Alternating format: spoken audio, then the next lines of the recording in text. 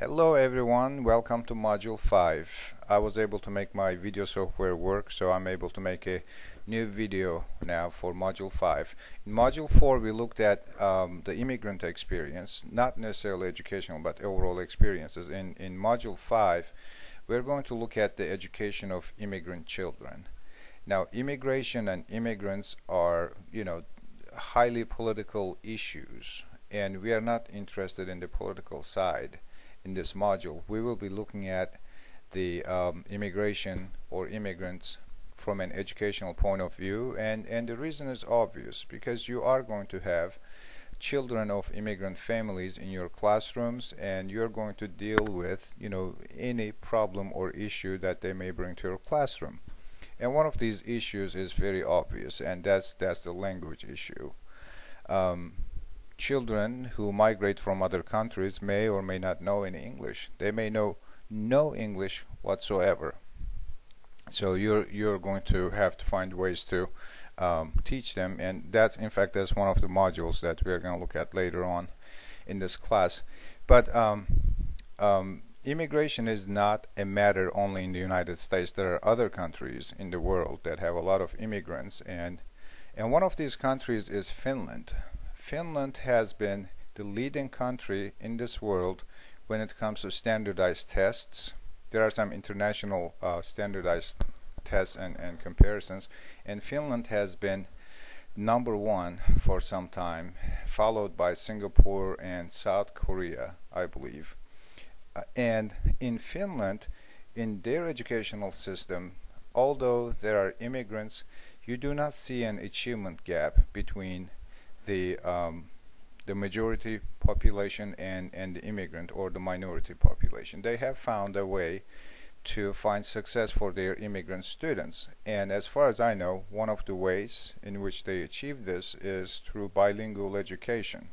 In other words, they use the language of the immigrant children in the classroom. As a matter of fact, their school system set up in such a way that by the time children finish mandatory schooling, they know 3 languages. They of course know their native language, they know the language of the country, and then they learn one other language. So they finish their schooling, mandatory schooling, with speaking 3 languages, which is, I think, absolutely awesome. Anyways, coming back to the United States and coming back to our module. Now, the readings in this module,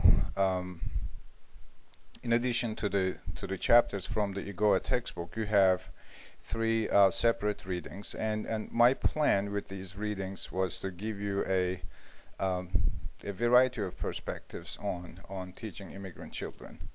Now, one of the readings is going to give you a very general sense of the characteristics of schools and teachers that teach immigrant children, and you are going to find some really interesting facts about schools and teachers who teach immigrant children. Now, one thing is that in that reading, there's a term called LEP, Limited English Proficiency, or Limited English Proficient, when you're referring to a child. That's kind of old terminology because of the word limited. People do not like that very much anymore. Although it's in the reading, I just want to give you this little detail. It's not something that we use a lot. Read it, but you don't have to use it in your conversations about immigrant children. One of the other readings is about giving feedback, and the title of that's a book chapter. The title of the chapter is Culturally Sensitive Feedback. That gives you some specific information about how your feedback may matter from cultural points of view. And another reading, the separate reading, is the educational journey of an immigrant. It's a very short reading. It's a very general overview of somebody's journey. Most of your practical learning is going to come from the chapters that you will read from the EGOA textbook. In these chapters, you're going to read about a system that EGOA used, and she called this system the CAP system, C-A-P, and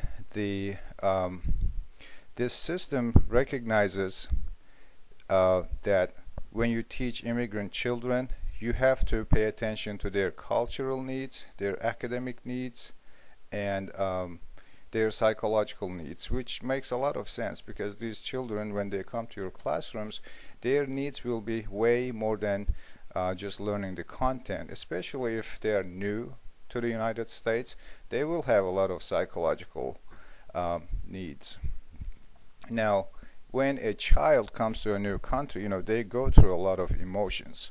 At first, probably they're very excited because it's a new country, it's a new place, they are seeing new things. But as time goes on, they start missing their friends back in their home, they start missing their culture. So they may go into a silent stage, they may go into culture shock. So children go through these different stages. So it's good to know for a teacher to it's good for a teacher to know what these stages are, so you know what to expect when you have immigrant children in your classroom. I would like you to pay a lot of attention to the EGOA textbook, this CAP system, because it makes a lot of sense. It's extremely useful for you. Also, our discussion question in this module is about the CAP system. So please read it, understand it, and then participate in the discussion. Now, one of the most important things about this module is that you have the immigrant interview assignment due at the end of this module. Now, this assignment is the most important assignment of this class, and the reason for it is that it's a key assessment in the ESOL program. What that means is that you have to make a passing grade on a key assessment to be able to pass the class. In other words, even if you make 100 on every other assignment, you have to make a passing grade on this specific assignment to pass the class. So this is a critical assignment, this is a key assessment. So make sure that you pay a lot of attention to the assignment and you give the time it deserves. In fact, to facilitate that, I've decided to run only one discussion in this module so that you have more time to work on the assignment. And this is a very, very meaningful assignment. I'm sorry, I'm drinking tea. This is a very meaningful assignment. As the title of the assignment suggests, you're going to interview someone who is an immigrant. I would like you to interview someone that you don't know much about, because I would like you to learn some new things. And on the course website, you are going to find some suggested questions. In fact, there's a long list of questions. You don't have to ask every single one of them. You can make up your own questions. I think one of the important things to keep in mind when you do this assignment, when you sit down with the person you interview, you might want to do this in a conversational style. You don't want to do a very formal interview because you don't want to make the person uncomfortable.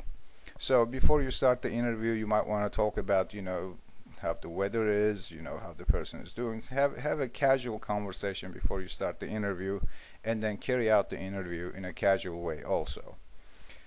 And it's a good idea to have a tape recorder because you don't want to miss any information that they will provide to you, because you're going to use, all the information for the assignment. And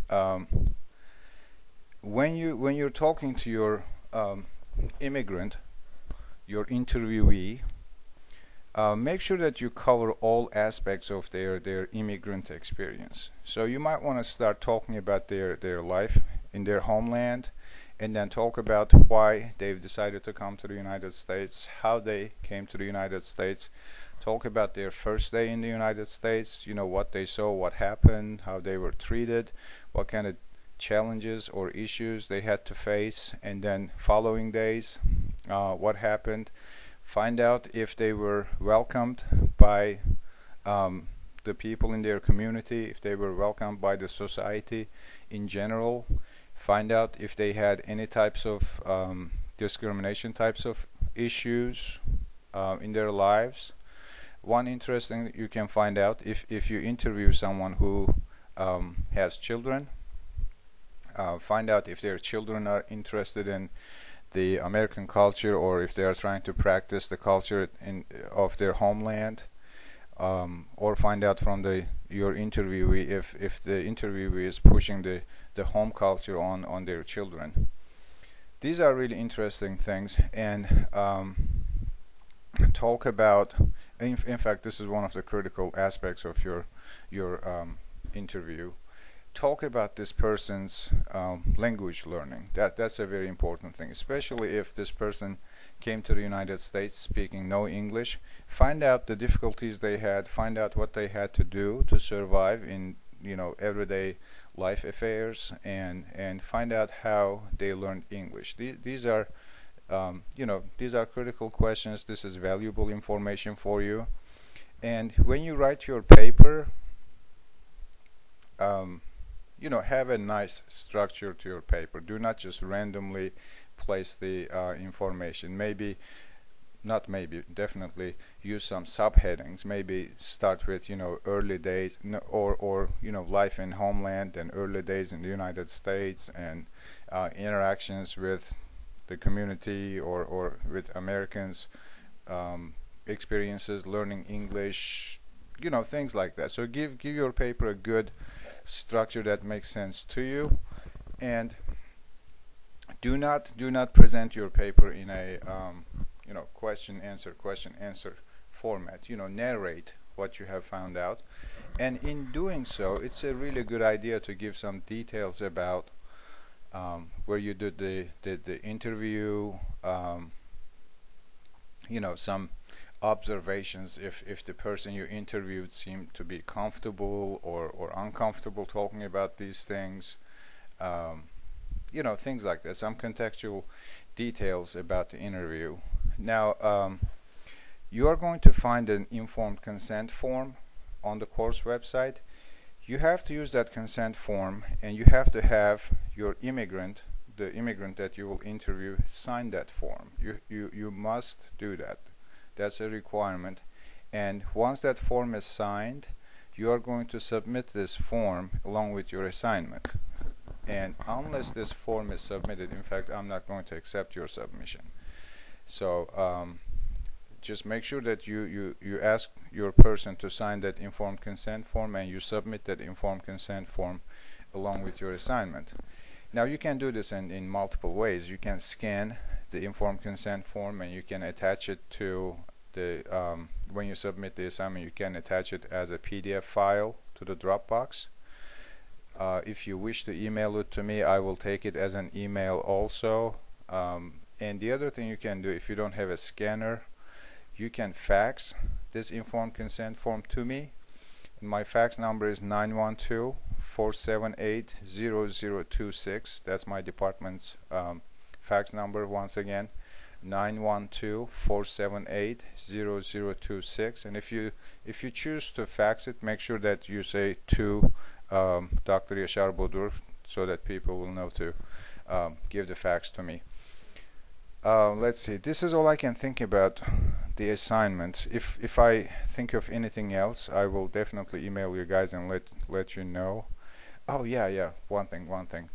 Extremely important thing. I will expect, and I will look for in your papers integration of the course readings into this paper.